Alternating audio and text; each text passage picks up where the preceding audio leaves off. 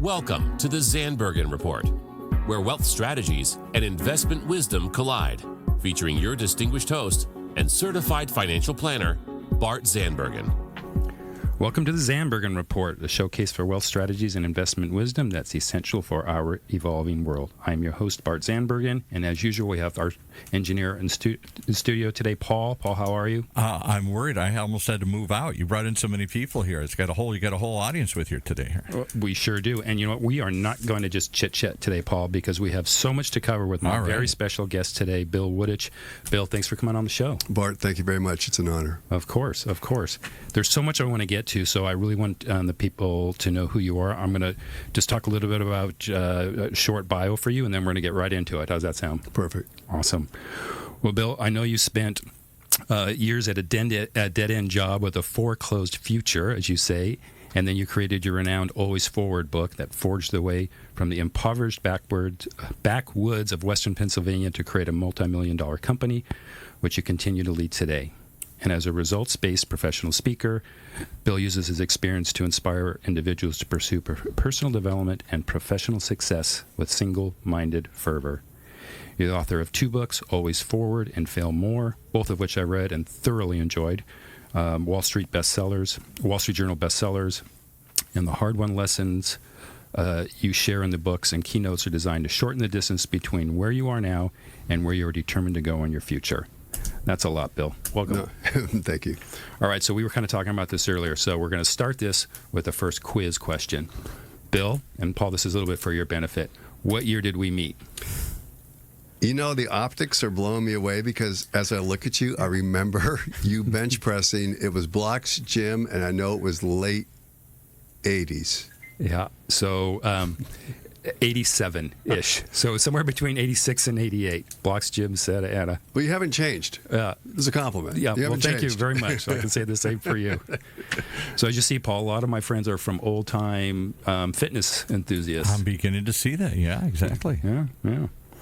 All right, Bill, you've written 2 amazing books, both of which I've read, and so impressed to see, now over 30 years that we've known each other, to see what you've done with your career, your life, and I'm so excited to be able to read those books and to learn something from both of them.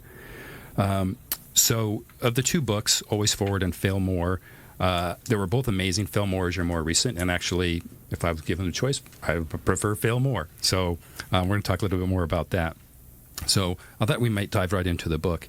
And so we hear plenty of advice about how to bounce back from failure, but how can you instead intentionally fail your way to success? Well, I think each level of achievement, and we can talk about fitness because that's one of our common bonds. But in fitness, you fail every time you're in the gym if you're on a progression mode. If you're looking to improve, you're going to get to a place where you plateau. Mm-hmm. From the plateau, you've got to do the next thing. And it's the same in business. We've got to be able to push that plateau further. By doing that, we're setting ourselves up to intentionally fail because we can't be perfect the first time out. Sure. The best thing we can be, and I learned this over the years, Bart, is that perfect is the enemy of good.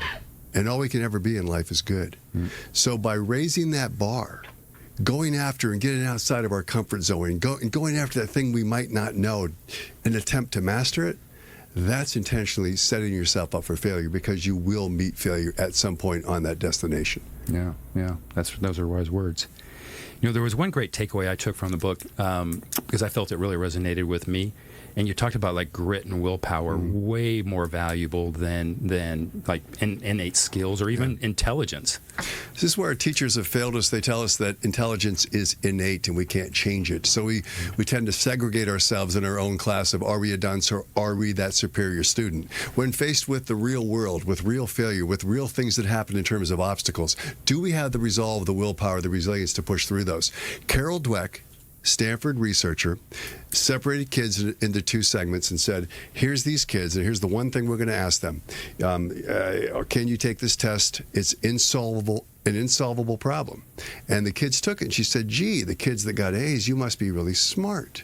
The other kids, she gave them that test, and they just kept working. She said, gee, you try really hard. And she found by tracking those kids in later life, the ones that were after the perfect grade, when it got too tough, they quit.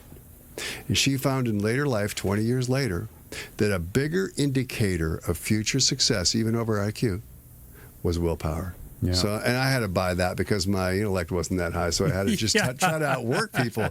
This is the key. Actually, that's one of the things I identified most with you as I was reading the book. It was just that hard work and that work ethic and the willpower. Bart, I got to jump in. It's your show, but Yeah. I have to say this. I am an admirer of yours, and I'm not just saying it because I'm on your show. Yeah. But you are one of those people who have always raised the bar.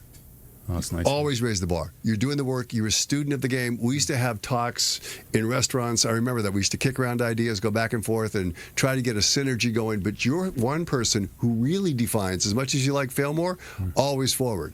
And I'm sure in your own personal story, you've failed. I don't see it, but I've always known, and I know to this day, that you've always gone always forward.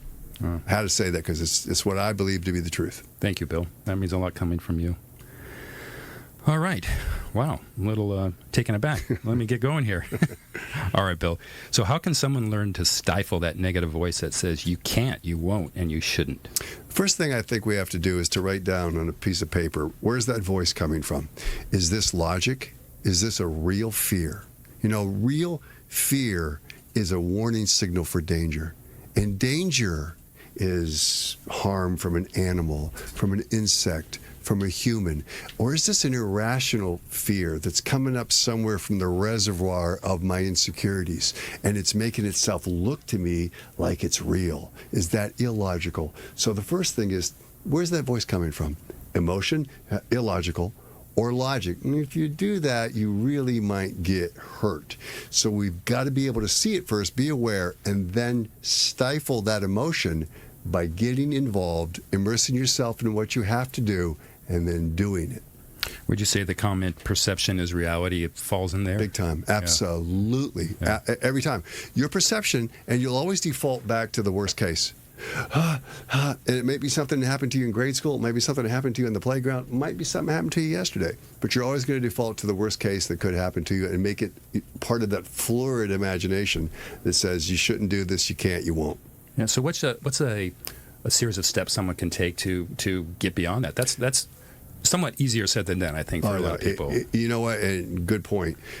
Most of the steps in Fail More, and the one thing that I was encouraged to do, as a matter of fact, the publisher, McGraw-Hill, wouldn't take the book without how-tos, is come down and crystallize that willpower you and Bart have.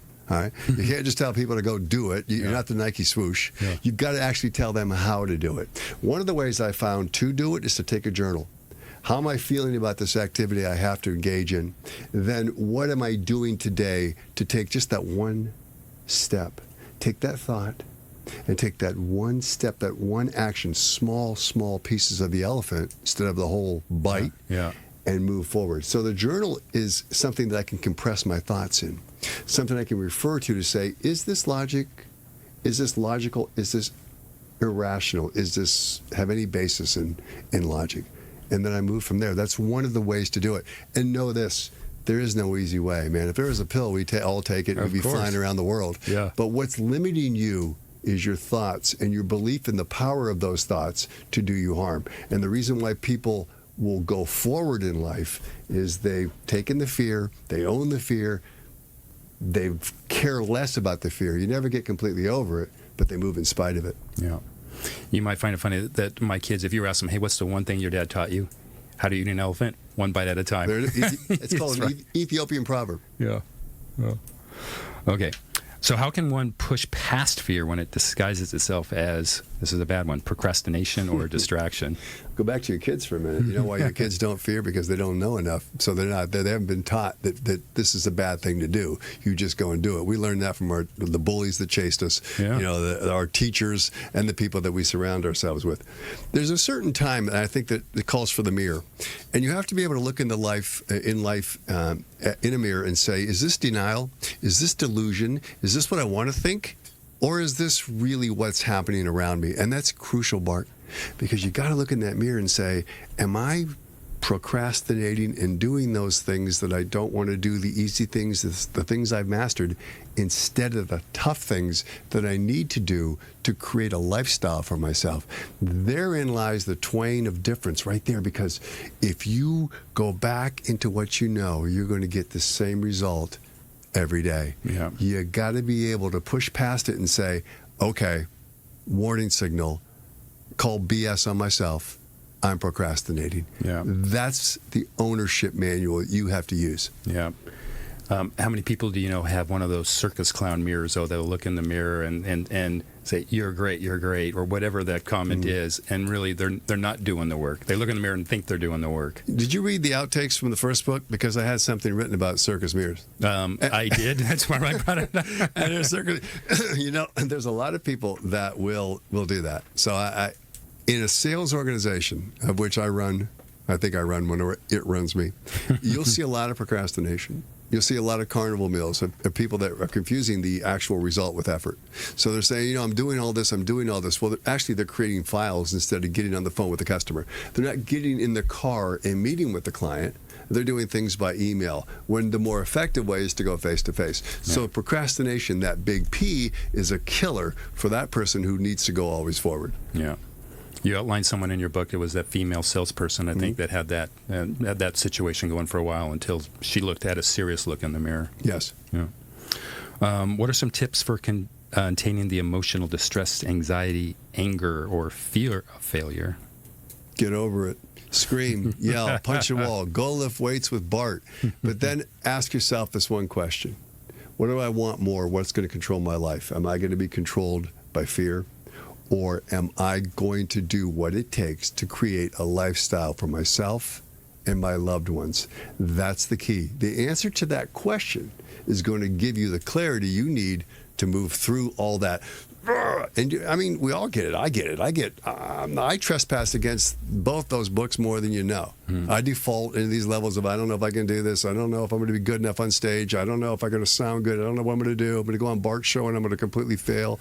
But you just have to get out there and do it. Yeah. And scream, yell, lift weights, whatever it takes to get through it, just do it. Yeah, whatever it takes. I love that. Whatever it takes.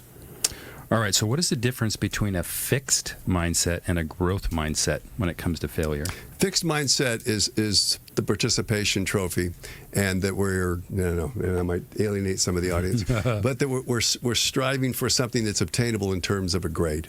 All right, in terms of maybe it's a career move where you're getting the VP office, and that mindset is that if I do A and I do B, C is going to follow. So that is a very safe mindset. It's fixed. It's fixed on certain conditions that have to happen, and we don't want to put ourselves out there to fail. See, a growth mindset is all about failing. It's all about doing whatever it takes, getting up back on the horse and going forward, because it's the fun in the game. It's the thrill of that pursuit. It's fun. It's a growth. It's that knowing that I don't know. One of the biggest things that I'm caught with in the company today is people who think they know and people that don't want to go beyond what they think they know.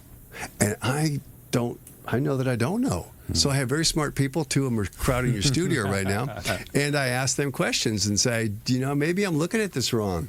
And I expand my mindset. So a growth mindset is a person that uses willpower, resolve, and self-belief, the most important thing you can have, to go forward and not look at life as being perfect. It's not going to be.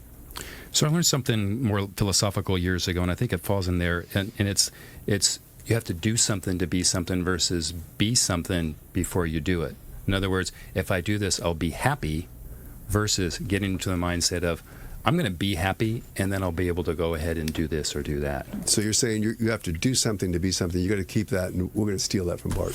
We'll use it. We're going to post it tomorrow on Facebook. No, we'll give you credit. I like that. Yeah. I like that. But I think, though, you can look at the other side of that coin as well, is that you have to have visualization on what you want to be, and then in order to do it.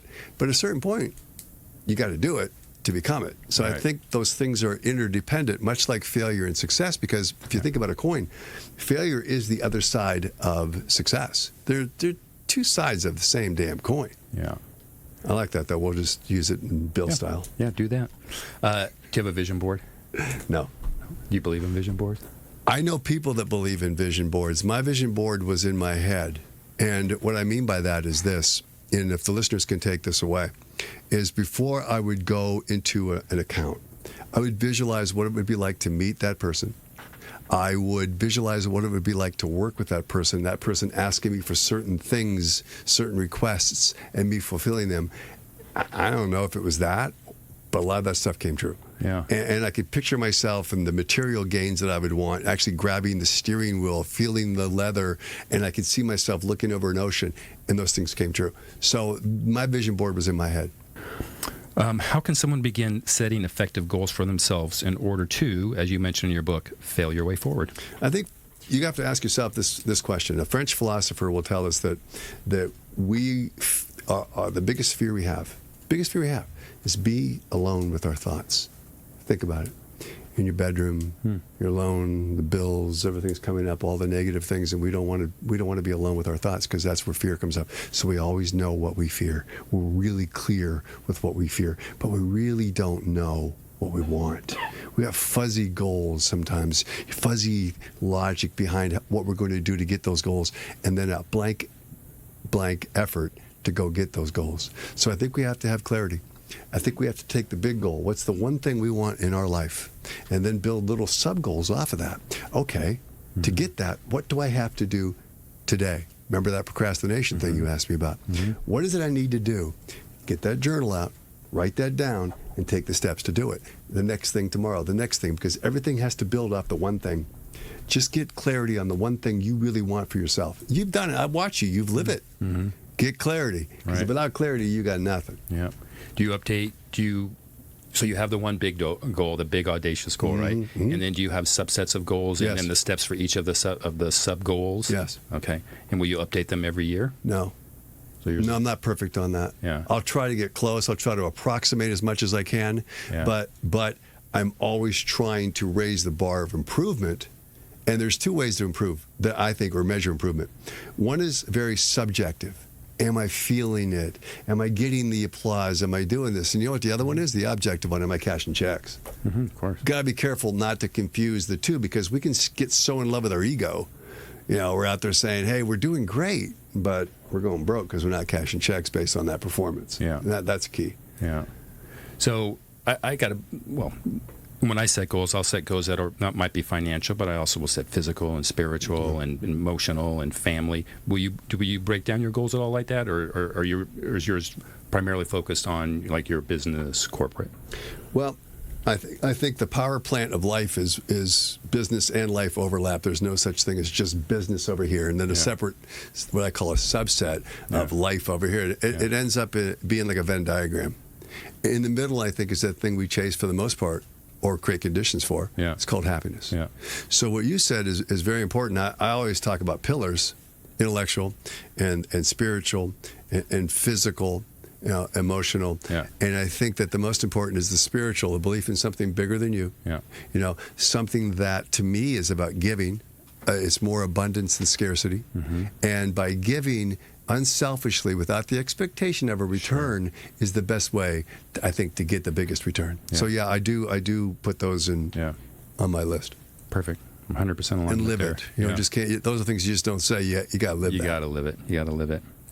All right. What is an expected range of failure, and how is this helpful when setting goals? You got to be careful with that, because people with families, you can't go out and say, hey, look, you're a single guy at 24 years old, busting into the scene. Take risks. Go do that. You have to have your own threshold for failure. That means Bart, Bill, whoever's listening has to have a threshold to say, at this point, I am entering into a place where it's a financial burden for me to do this. How much pain do I want to get the gain? And at what point do I cash checks to know that I am doing those things that is meaningful and stuff that I need to be doing? So I think the most important thing is, your threshold is probably different than my threshold, because I'm kind of let's go out there and see how much we can do. But then we have so many people in the company, you're responsible for them as well. Yeah. So the thresholds of failure is, I don't want to put anybody else in a financial position or emotional hurt or physical pain where they get hurt. Yeah. So that's something the individual has to be able to line out, taking others into consideration as well as yourself. Yeah.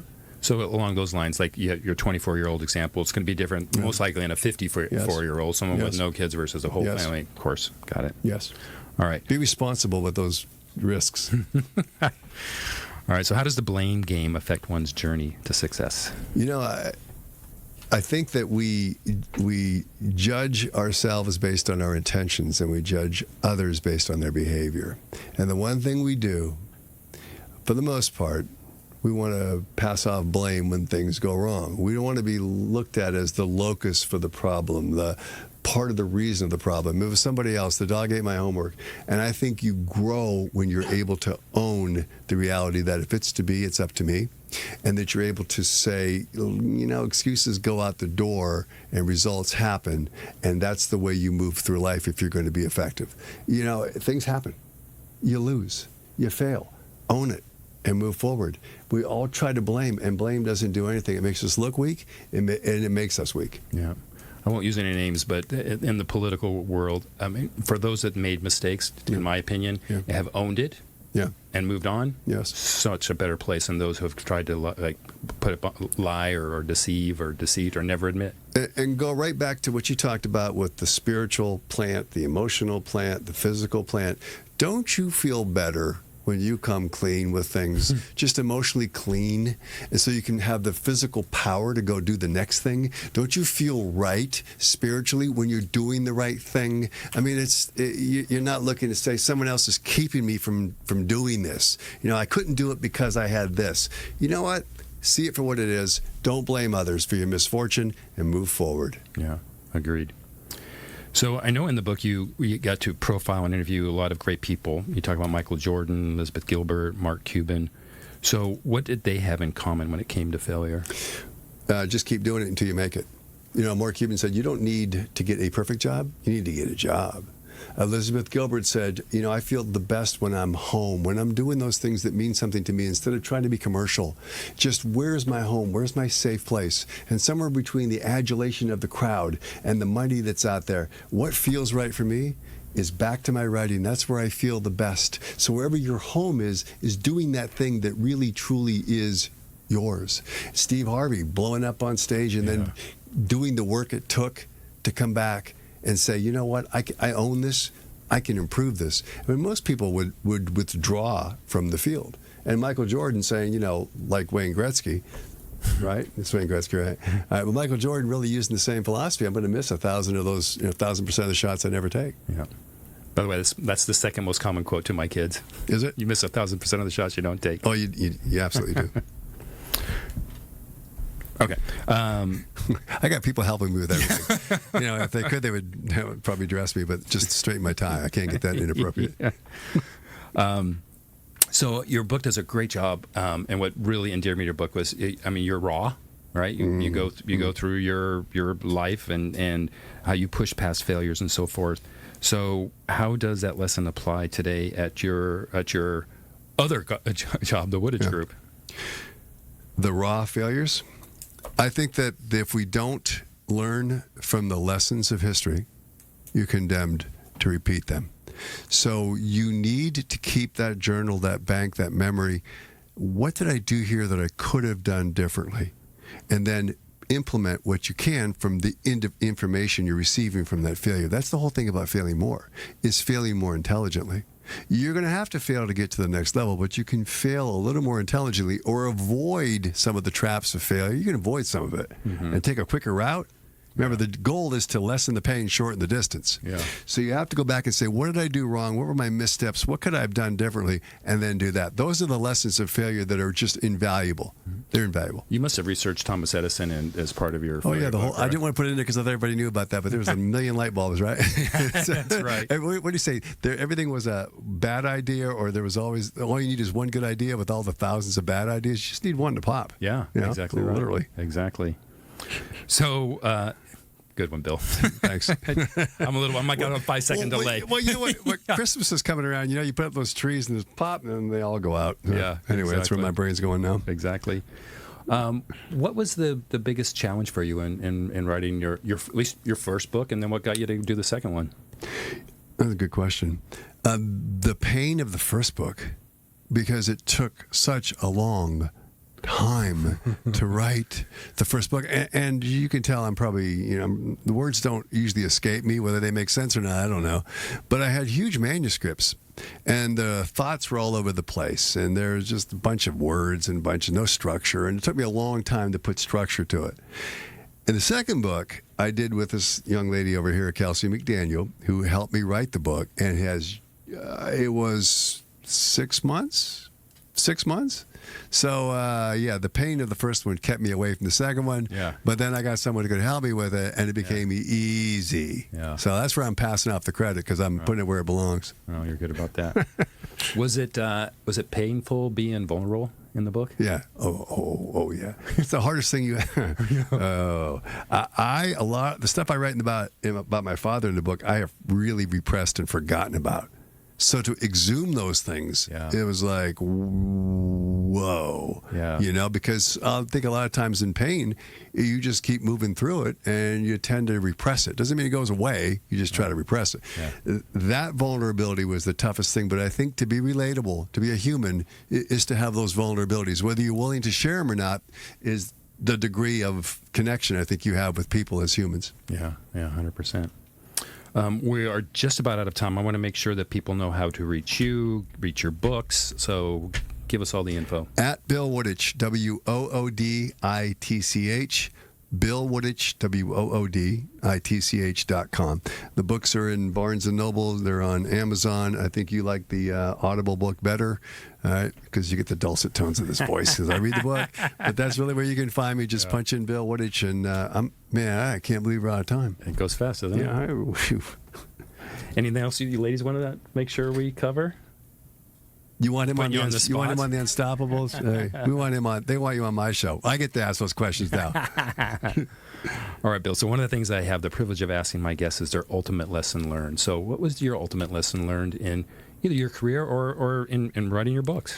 I think what changed the trajectory, good or bad, of my life was not believing in myself when I was young. And people telling me, you can do these things, and me not believing I could do those things. And maybe decades later, applying what they said and then finding out, yes, I can do that. Self-doubt's a killer. Self-doubt's a killer. Find those people, find those mentors, find those people that can help you move through to the next level. But the first place you have to believe it can be done is inside. You got to believe in yourself. Don't ever give up on that. If I would have learned that lesson, man, who knows where I'd be. Probably writing my third book.